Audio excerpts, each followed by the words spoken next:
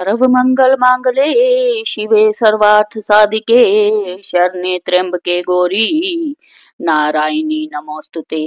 जय माता दी दोस्तों। चैत्र नवरात्र की शुरुआत चैत्र शुक्ल प्रतिपदा से होती है। इस साल नवरात्र 30 मार्च रविवार से शुरू हो रही है। नवरात्र का अर्थ है 9 रातें, जिसमें माँ दुर्गा के 9 अलग अलग स्वरूपों की आराधना होती है।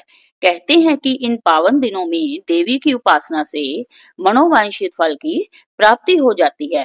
इस दौरान माँ शैलपुत्री, ब्रह्मचारिणी, चंद्रघंटा, कूष्मांडा, स्कंद माता, कात्यायनी, कालरात्रि, महागौरी और सिद्धिदात्री की पूजा का विधान है।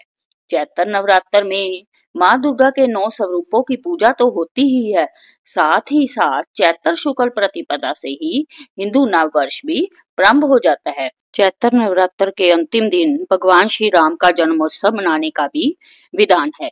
इन 9 दिनों में उपवास, ध्यान और भजन कीर्तन से मन और शरीर की शुद्धि होती है और भक्तों को आध्यात्मिक ऊर्जा मिलती है। पंचांग के अनुसार चैत्र मास के शुक्ल पक्ष की प्रतिपदा तिथि 29 मार्च को शाम 4:27 से लेकर 30 मार्च को दोपहर 12:49 तक रहने वाली है।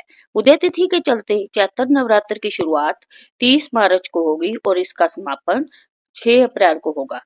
चैत्र नवरात्र की शुरुआत प्रतिपदा तिथि पर घट स्थापना यानी कलश स्थापित करने के साथ होती है।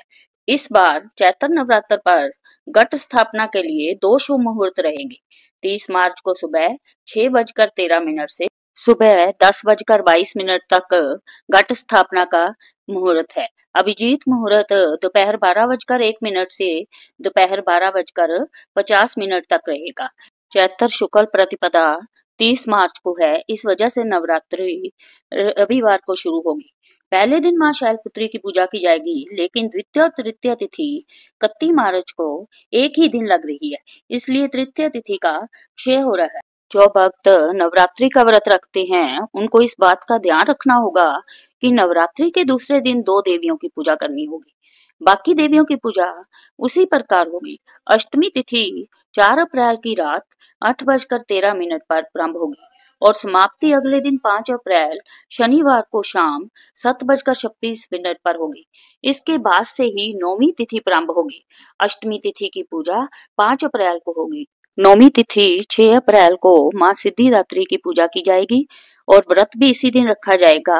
जानकारी अच्छी लगे तो वीडियो को लाइक करें और कमेंट बॉक्स में जय माता दी जरूर लिखें।